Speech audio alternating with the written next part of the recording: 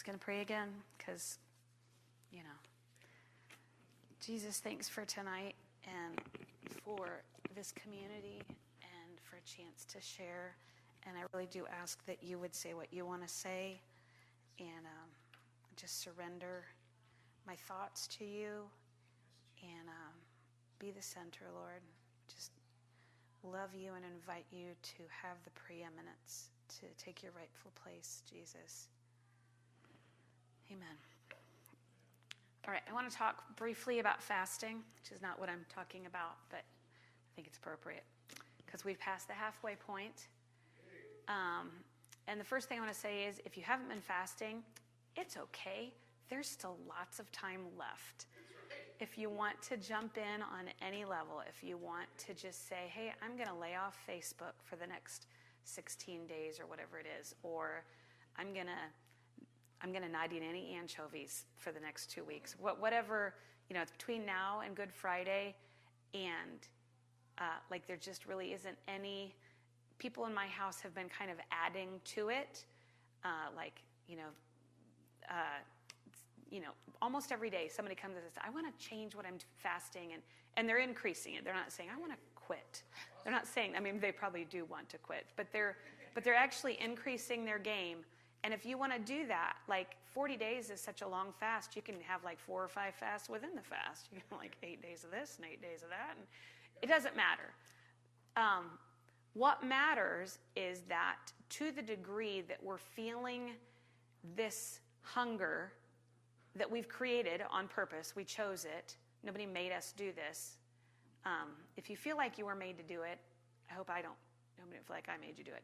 You don't have to do it. It's a choice we made. We said we're going to, on purpose, not partake of these legitimate earthly pleasures that God's given us for a season so that we can create a hunger in us and create a desire, create room to be less satisfied with all the things we're satisfied. And so momentarily, for this really brief time, I'm choosing to be less satisfied with legitimate pleasures of this world in an effort to stir up my spiritual hunger and to stir up the desire for the man Jesus in my life.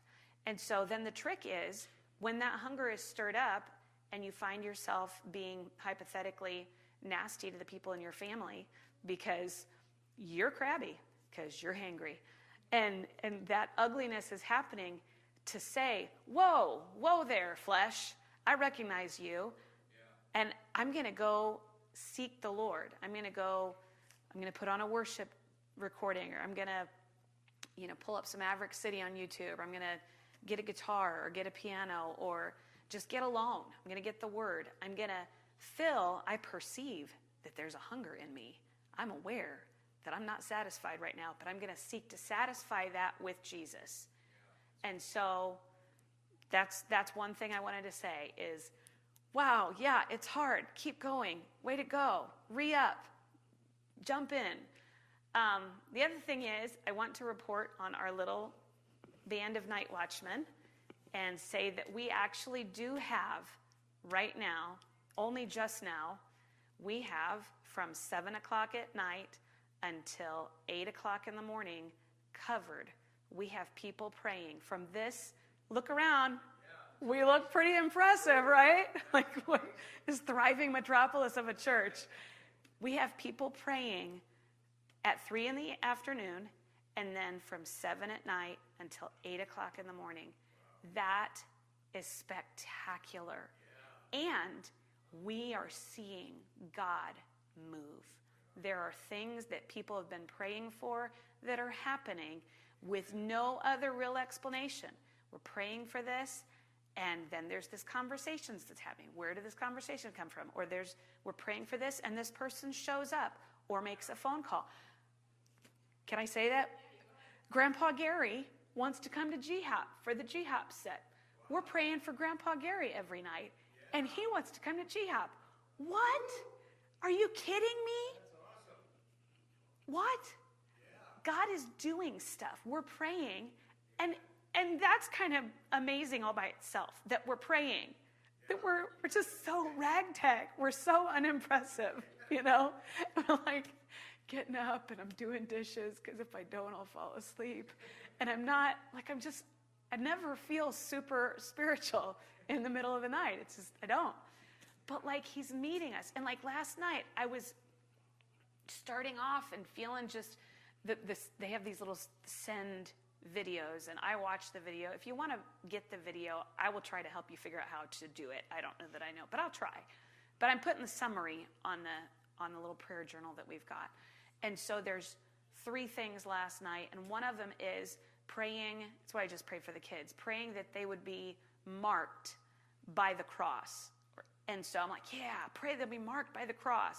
And then the next thing is praying that they would be impacted by the love of God. I'm like, yeah, be impacted. And then praying that they'd be sent out, being marked by the cross and impacted. And some of the people we're praying for, they don't know him. So I'm like, Lord, I'm having struggle here, having enough faith to believe that these people who right now are denying, not all the people we're praying for, but some of them like really, really are running the other way as fast as they can.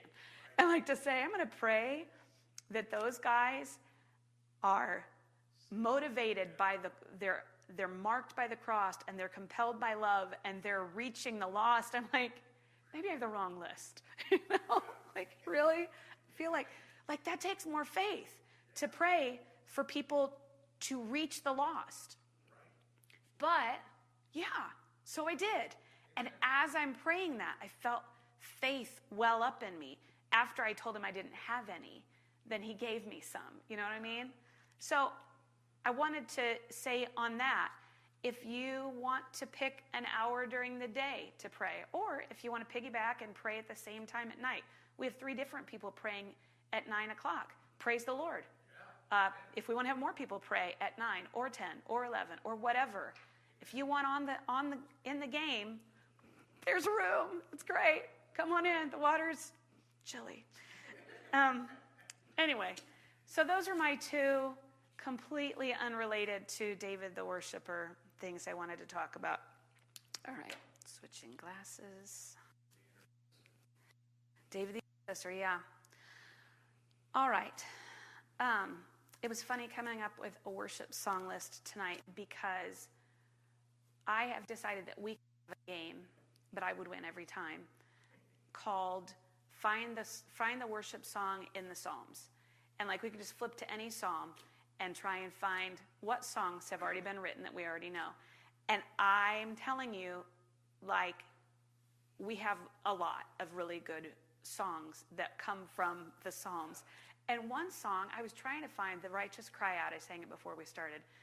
I'm trying to find this song. Well, there's been so many songs written from that psalm. I can't find the one I'm looking for because it's such good verses. People keep writing songs from it, and I can't find the one I'm trying to find. Oh, yeah. It's all still good stuff. So David was a worshiper in all the seasons of his life. And I don't have like verse and chapter for all of it, and maybe I'm stretching a little bit. But I look at David's life, and I see he starts off as an unknown shepherd kid. And I believe his worship life started then. He was just a nobody with the sheep. Am I doing something wrong? Okay. So here's David. He's out wherever in the wilderness with sheep, keeping them alive. It's, I think, not a super prestigious job. Everybody who's going to be king starts off as a shepherd and then they work their way up. It's not like the career path that he knew was coming his way. And so he's with the sheep. And I mean, if you talk about like time management, right? If you're stuck out on the hills with sheep, would it occur to you to take your guitar or your lyre or your harp or whatever? Maybe not. What would you do? Maybe you'd invent games to play with rocks and blades of grass. Maybe if you were Joel, you'd be out there trying to invent bow and arrows out of pieces of wood you found. That's what he would do. But I don't know that it would occur to all of us to redeem the time the way David did. But he did. And so, what do we do with our unredeemed time? When we're driving in the car, when you're in the shower, sitting on the toilet, whatever. What do you do with time that is not absorbed with something else? Is it your instinct to worship God? It's not, probably. It's that whole Brother Lawrence practicing the presence of God. And I've told you guys this before, but I have an Uncle Jim who does that. And so, you're walking along with him, and he's talking to you, but he's also talking to Jesus. And he doesn't have any problem switching back and forth. We're just walking. He's like, praise you, Jesus. And, at the same time, you're talking about the baseball game. He doesn't have to switch channels. He's in constant conversation with the Lord. And so, question number 1, what do we do with our free brain space? And do we want to invite Jesus in? Do we want to worship him as a lifestyle when nobody's around, nobody's listening, nothing's happening, right? And so that's kind of the starting thing, right? So then David gets anointed, but kind of semi-forgotten, right? He's been anointed king, and then he goes right back to the sheep. He doesn't get put on in the future king training program where, they're, educating him and making sure he knows all the languages and geography, and none of that happens. He goes right back to where he was until, just to talk for a second about that. Again, when you find out you're going to be, you get a prophetic word, or somebody says, hey, you're going to do something someday. And you're like, yeah, but not right now. It's like Joseph has this dream where his brothers bow down to him and he's got a great future in the kingdom. Never mind, you're going to be a slave. And so sometimes we have big dreams and right away, nothing happens. And most of you guys are under 30 and you have dreams of things that you want to have happen. And maybe in the immediate future, there doesn't seem to be anything stirring towards those dreams. So I would challenge you to stay the course and keep worshiping the Lord and keep drawing near to him, knowing that he who began a good work in you is faithful to complete it. Right? So David's kind of forgotten. And then all of a sudden, Saul the psychopath needs somebody to come and play music for him. And so he also does the Goliath thing, and that's pretty great. And so then he goes from kind of nobody to being somebody that nobody wants to be because Saul wants to kill him. And they're singing songs about him. Yay! But Saul wants to kill him. Boo. Not where you want to be. And so then there's, I'm just going to go through high level, and then in a little bit I'll look at some of the scriptures, some of the Psalms he wrote during those seasons. Then he's the rejected refugee. So Saul's trying to kill him. He's on the run. He's in the cave. He's hiding places. He's still writing Psalms while this is going on. He becomes the new king. And we'll talk about some of that in a second. But he's still writing songs. So they go and they bring the Ark of the Covenant back. And, let's talk about that. So I mentioned, it's so funny, last time when I was teaching, I was talking about Obed-Edom. And I heard somebody whose name I don't remember right now talk about this. I didn't have this revelation on my own. I had help. But he talked about Obed-Edom and how the Ark of the Covenant was in his house for 3 months. And I'm going to look up the scripture because I can't talk and look at the same time. So Obed-Edom had the Ark of the Covenant in his house, and the Lord usually talks to me in kind of clusters of ideas. And so around the same time I heard Vic talk about the name Yahweh and how Yahweh means, or some people think that the way, not what it means, but the way that it was pronounced is like breathing out and breathing in, right? And so Joe Garlington is the guy who I heard talk. And so he talked about he's laying in his bed, and they didn't have multiple rooms in their houses, right? So the Ark of the Covenant's over there and he's over here. and he's like breathing in and breathing out the presence of the Lord all night long. Just experiencing God's presence. And so, and we know the stories about everything he had was blessed during that time, such that David's like, let's bring it back. So, and we've talked about this before. So David says, first thing he does as king, his first act, he sends off to the tribes. He says, hey guys, let's go get the ark and bring it to Jerusalem. And they're all excited, and they go, and they try and bring it back, but they're doing it the wrong way, and somebody gets killed, and David's like, never mind, I'm good. And so they put it at Obed-Edom's house. David's like, forget it. We tried that. Didn't work. Got burned. And so it's there. Obed-Edom gets blessed. They tell him, David, Obed-Edom, he's having a really good time with the ark there. Maybe you want to reconsider. And so they go and get the ark, and Obed-Edom is following along behind, saying, I'm coming too. Don't leave me. Because, this is the other thread I like to weave in, he had grown accustomed to God's presence. And I think about the song from My Fair Lady, and I sing this during my set sometimes. I've grown accustomed to your face, like breathing out and breathing in. I've grown accustomed to your voice, accustomed to your smile, accustomed to your face. It's second nature to me now, right? And so he has this experience. And so then if you read in 1 Chronicles 15:16, there's just multiple things that you see his name multiple times. He's a singer. He's a gatekeeper. He's a gatekeeper for the ark. He's playing instruments. And he's that guy who's like, I'm coming. Don't leave me behind. I want to be where God is. I want to be where the presence of God is. But not only was he excited, David is the undignified worshiper, right? We all know the story about how David goes and they've given everybody a cake of rice, and they've given raisins, and they've given everybody some meat, and they've given everybody some bread, and they've made this feast, and they're sacrificing just a ridiculous number of animals that day.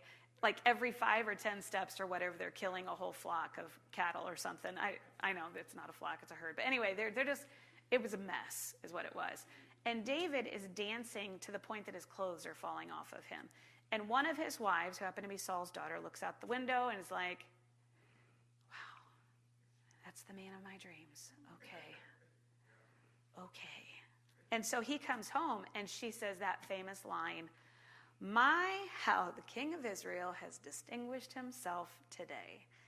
And I'm sure that all the girls liked seeing you in your underwear, King David. And David's response was, you ain't seen nothing yet, sister. I'll become more undignified than this. And so David is this example of extravagant, extreme, undignified, doesn't care what anybody thinks, doesn't care how he looks, crazy worshiper guy. And mostly, we're not super undignified in our worship. We mostly like to preserve our dignity in the way we worship God. One time several years ago, I had this idea, and I've had many, many bad ideas over the years, and this is probably one of them. But my idea was to pull a bunch of men from the congregation, not all at the same time, but just to have them come up and be part of the worship team and not turn a mic on, like not have them singing so we could hear them, but just men who were unashamed in their worship to say, just come up here with me, just be with me when we're worshiping, so that people can see what it looks like when a man worships God. A man who's not holding a guitar or playing a drum. Granted, we have men worshiping in front of us, but usually the people who don't have an instrument are the girls. And for men to see, what does it look like for a man to worship with his hands when he's not holding an instrument? I thought, well, this is a good idea. And they all turned me down. And the thing they said was, well, I would be self-conscious if I worshiped in front of people. And like over the years, I've talked to my kids about this because it's kind of what we do.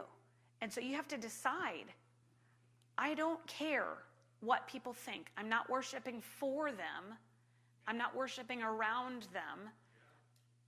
And that's part of what doing this is saying, no matter who's looking, whether everybody's looking or nobody's looking, I'm going to worship the Lord. Whether people look and go, wow, that's cool, or whether people go, my, how the King of Israel has distinguished himself today. Either way, I'm going to worship the Lord.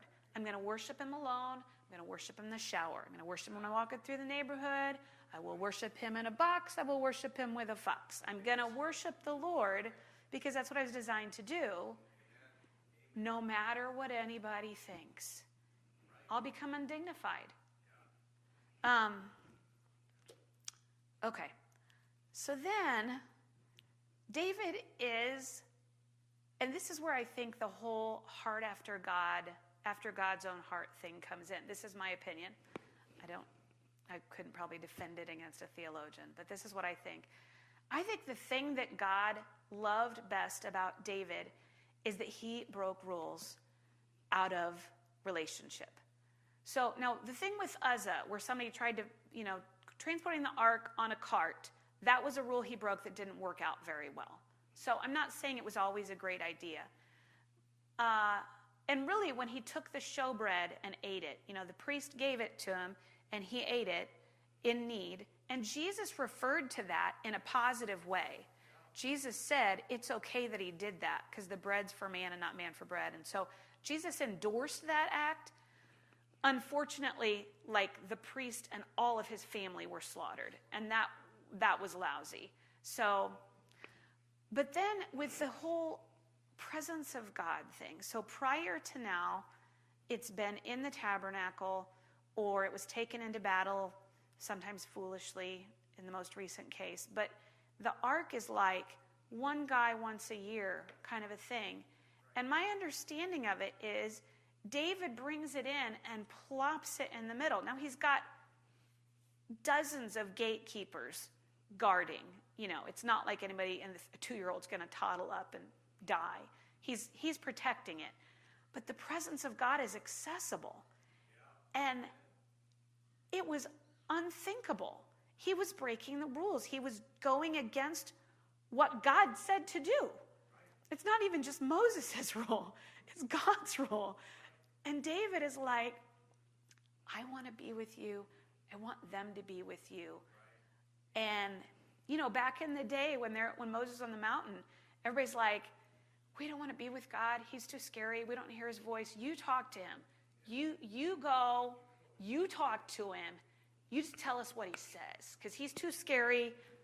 We'll be over here. You do it. And now David's like, everybody, come and be with him.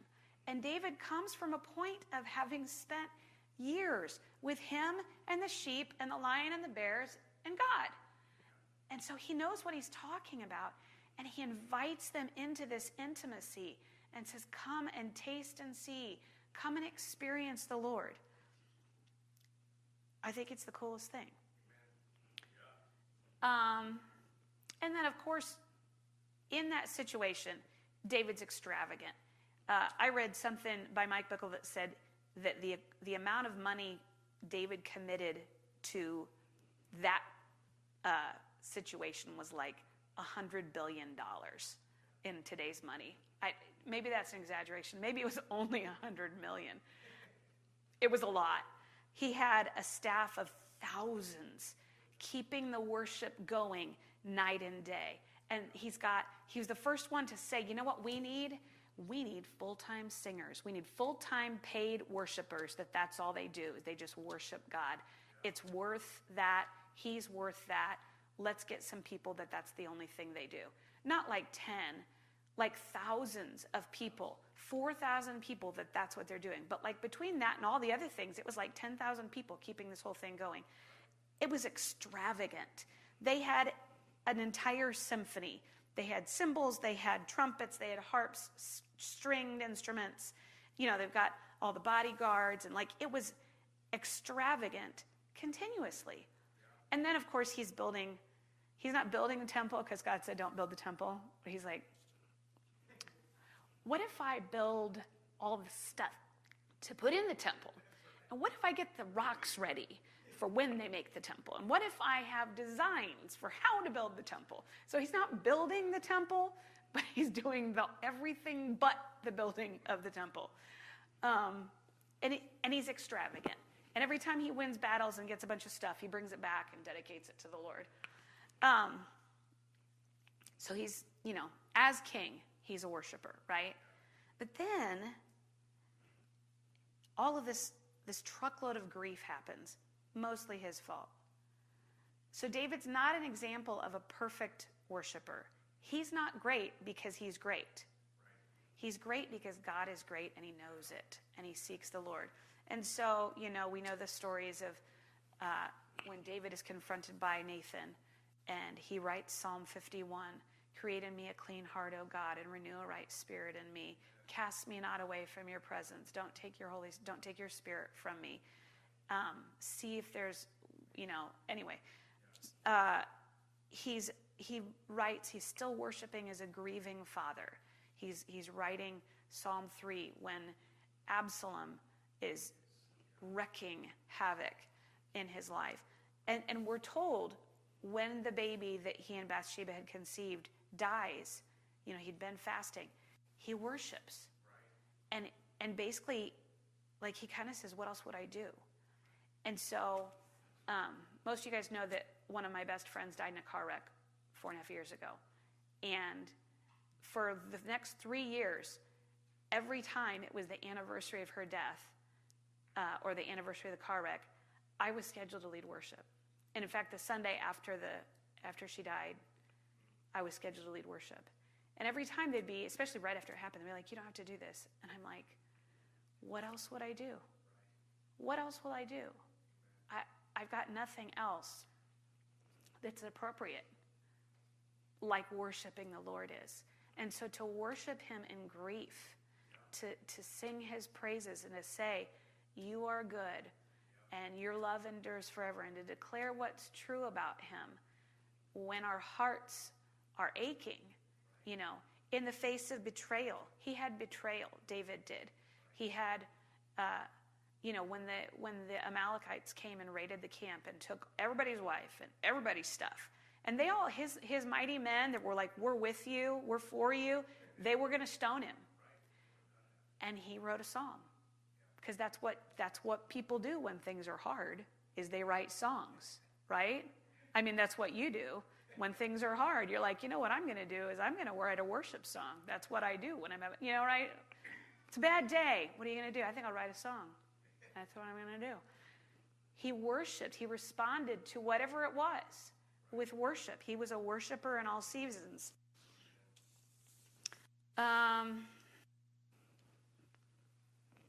So then,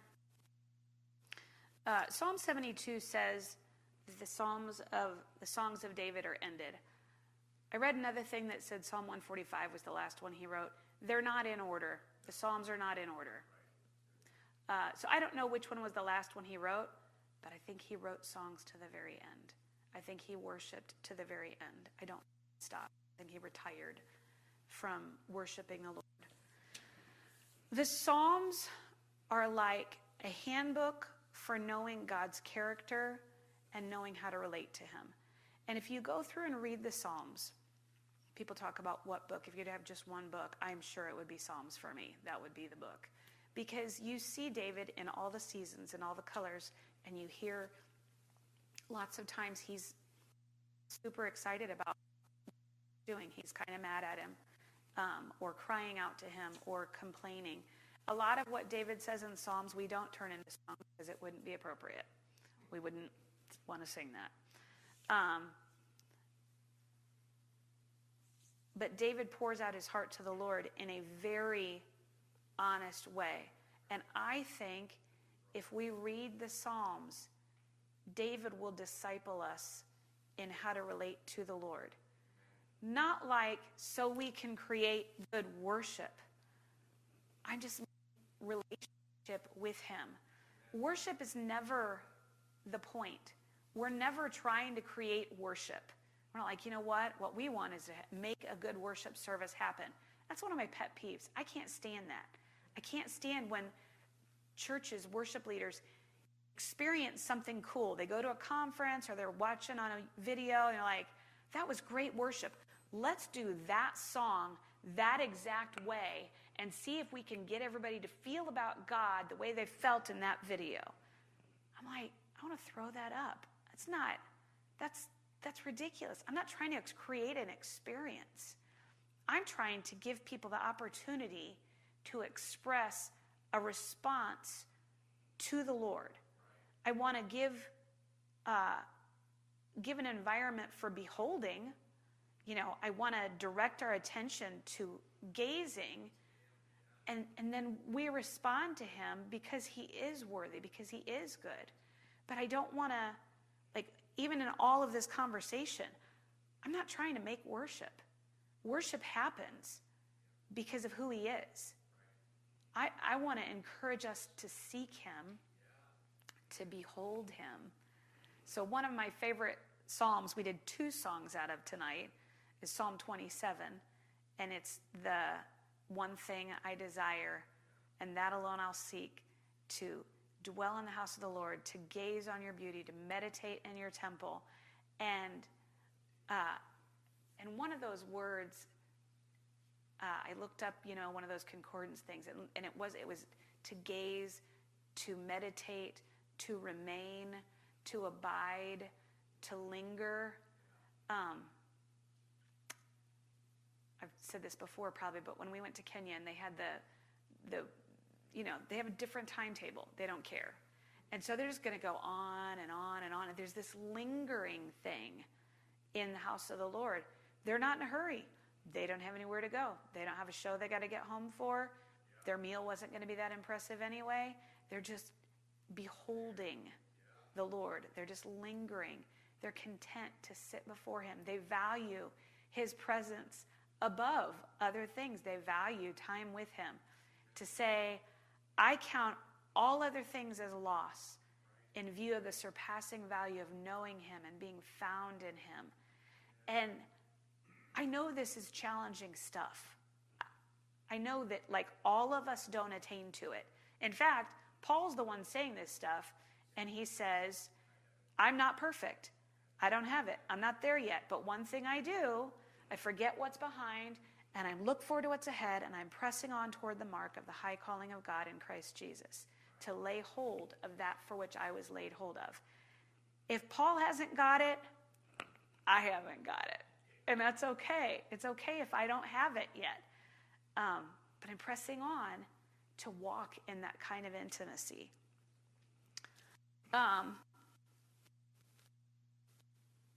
The Psalms read like David's journal. One verse that I wrote down but can't find right now says that David encouraged in the Lord. Really, and that verse is actually from when his guys wanted to stone him. That's when he encouraged himself in the Lord. And so, everybody wants to kill him. He didn't really have anybody offering to encourage him. So he encouraged himself in the Lord. And, what he did, I'm sure, was turn his attention to the Lord. The song we did tonight, Why Are You in Despair, O My Soul? Lift your face to the Lord. They looked to him, and their faces were radiant, and they will never be put to shame. All of that was David encouraging himself in the Lord. He's writing these songs and encouraging himself in the Lord. And you can do that when you're alone. You can do that when nobody understands you. You can do that when it feels like everybody's against you. Encourage yourself in the Lord. You can open up the magic book. And my kids know lots of times when you're having a hard day, I say, go to your room and read your Bible until you feel better, because the Bible is a magic book and you will feel better if you read it. And, I thought about, I've got a list of 12 Psalms from the different things that he went through. And we really could just read lots and lots of Psalms, and that would probably do us more good than anything I would say anyway. I am going to read some that we didn't sing. So this is one of the whiny ones. This is Psalm 38. O Lord, rebuke me not in your wrath, and chasten me not in your burning anger, for your arrows have sunk deep into me, and your hand is pressed down on me. There is no soundness in my flesh because of your indignation. There is no health in my bones because of my sin. For my iniquities are gone over my head as a heavy burden. They weigh too much for me. My wounds grow foul and fester because of my folly. I am bent over and greatly bowed down. I go mourning all day long. This is Tim Hawkins' favorite verse. For my loins are filled with burning, and there is no soundness in my flesh. If you ever heard that, there's a Tim Hawkins skit where somebody asks him what his favorite Bible verse is, and without thinking about it, he says Psalm 38:7, and that's what it is. Anyway, I'm benumbed and badly crushed. I groan because of the agitation of my heart. Okay, how encouraged are you? Feels that's good stuff, right? You're built up in the Lord so far, right?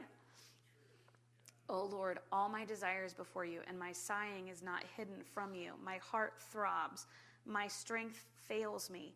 The light of my eyes, even that is gone from me. My loved ones and my friends stand aloof from my plague, and my kinsmen stand far off. Those who seek my life lay snares for me, and those who seek to injure me have threatened destruction. They devise treachery all day long. But I, like a deaf man, do not hear. I am like a mute man who does not open his mouth. Yes, I am like a man who does not hear, and in whose mouth are no arguments. Here we go. This is the good part. For I hope in you, O Lord. You will answer, O Lord my God. I said, may they not rejoice over me, who, when my foot slips, would magnify themselves against me. I'm ready to fall. My sorrow is continually before me, for I confess my iniquity. I'm full of anxiety because of my sin. My enemies are vigorous and strong, and many are those who hate me wrongfully, who repay evil for good. They oppose me because I follow what is good. Do not forsake me, O Lord. O my God, do not be far from me. Make haste to help me, O Lord, my salvation. Mostly that's a cry for help. It's a lot of ranting, a lot of venting. Be encouraged on hard days. Pour out your heart to the Lord. Say the whole thing. He can take it. And as you do that, you're putting your hope in the Lord, and you're saying, Lord, I hope in you. This,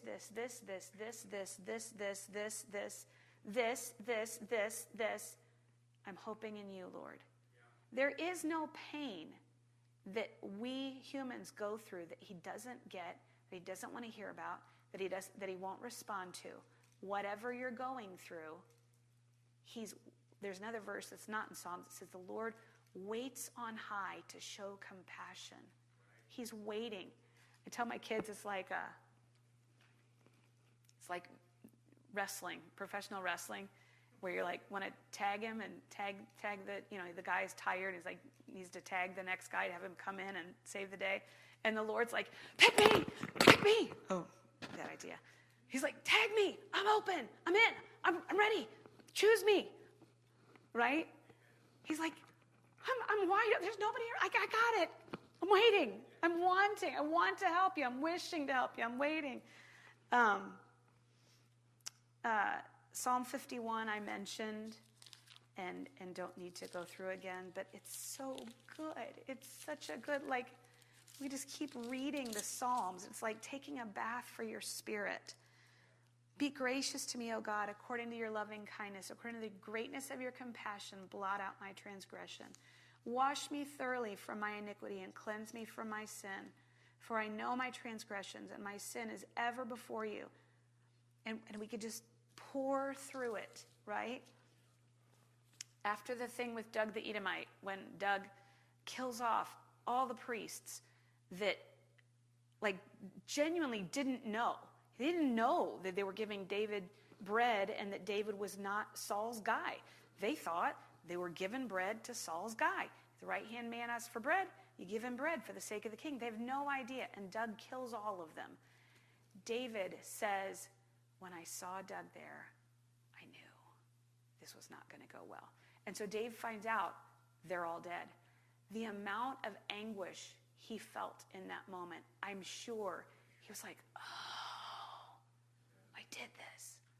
But what he does is he writes Psalm 52. Why do you boast in evil, O mighty man? The loving kindness of God endures all day. Your tongue devises destruction like a sharp razor, O worker of deceit. You love evil more than good, falsehood more than speaking what is right. You love all the words that devour, O deceitful tongue. But God will break you down forever. He will snatch you up and tear you away from your tent and uproot you from the land of the living. This is not something I would sit down with one of my boys and say, that it's a good idea for him to write that. Paul and Dano were in a fight. I'm like, it's okay. Just sit down, buddy, and write some curses towards your enemy. And God, but like David's doing that. He's really writing out his gut. He's not holding back. We call this a psalm. This is a worship song, right? Really? It seems kind of rough to me. I wouldn't do this on a Sunday or even like at home group or on a Thursday night. I wouldn't even do this in my devotions. Psalm 54, when he's hiding and betrayed by the Ziphites. Psalm 56, when he's pretending to be insane, hiding with Achish and the Philistines. He writes a psalm then, because that's what people do when they're pretending to be insane and hanging out with their enemies. They just go ahead and, while I'm here, I'm going to worship the Lord. I'm going to write a psalm. When he's hiding in the cave of Adullam, when Saul sent men to kill, that was Psalm 57. Psalm 59 is when Saul sent men to kill David in his sleep, and his wife sent him out the window and put the household idol in the bed. He wrote Psalm 59 then. He's got Psalm 60 is a lament after defeat in battle. Psalm 3 is when Absalom, when all that was going on. And songs that we could sing, we could just do song after song after song. So anyway, what I wanted to say is the Bible is a magic book. You will feel better when you read it. You will know him better by reading through David's eyes. If you think about it, like David wrote tons of the Psalms, but the other ones are probably pretty good too, They're probably all fine. They're in the Bible. But like if you're reading them and reading them with an open heart, you're encountering encounters with the Lord, and it gives you permission to talk to the Lord about anything. It gives you permission to pour out your heart to the Lord, but also encourage yourself in the Lord. Hope in God, for all praise, and he's the help of my countenance. Could have sat down with instruments and just poured through the Psalms for hours. We could do that for days. Sometimes for my on Monday, like for a series, to go through and do like 2 or 3 Psalms, just sing through the Psalms. If you're a singer at all, sing the Psalms.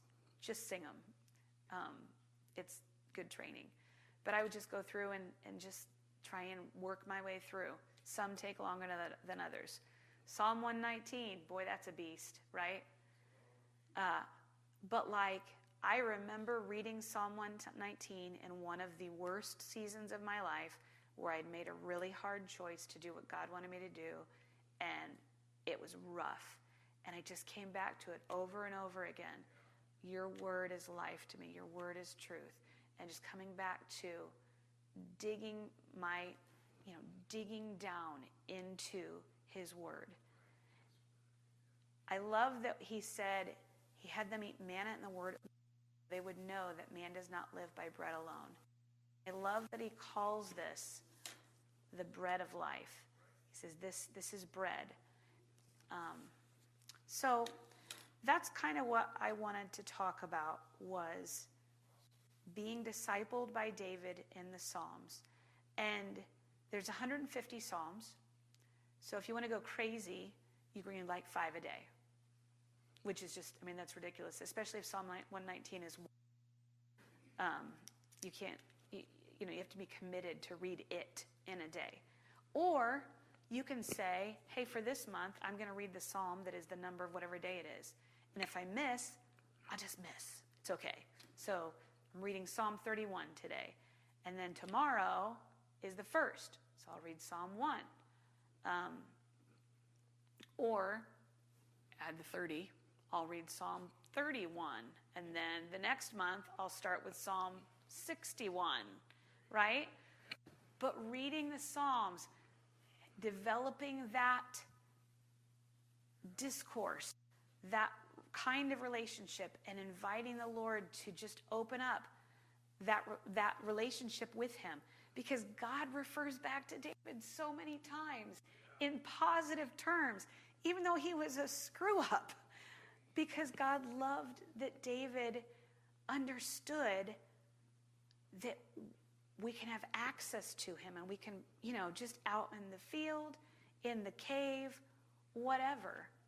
It's a call to intimacy and a call to live that life of connectedness with the Lord. Remain abiding, lingering, beholding. So that's what I got. So we're going to pray. Jesus, your word is so good, and you are so good. Your word is the written extension of your character. And so when we say thanks for the word that you've given us, really we're just saying thanks for giving yourself to us. And Lord, I pray that you would draw every single one of us, and anybody that's listening to the recording, that you would pull us in. And Lord, help us just daily to invite you into whatever, and especially during the rest of this fast. God, help us to invite you into our hunger. Or we want to be a people that hunger for you. We want to be hungry for your righteousness and thirsty for your righteousness. We want to be satisfied in you. Yes, God. Lord, I pray that you'd make us a people that behold you. And I know that when we behold you, we will worship you. Yes, that's right. Our objective is not worship. Our objective is you. We're not seeking to worship. We're seeking your face. And I know that when we see you, when we encounter you and behold you and have revelation from your word, that worship will be the instinctive response. So Lord, I pray your blessing on Terry for serving tonight. Pray that you'd bless Caleb and Rick for their service. And the folks that are not with us, Lord, wrap your arms around them, hug them. Pray for healing for their physical bodies and for your spirit to bless them and anoint them and revelation for them, and just that you'd care for the ones that aren't with us right now. In Jesus' name, amen.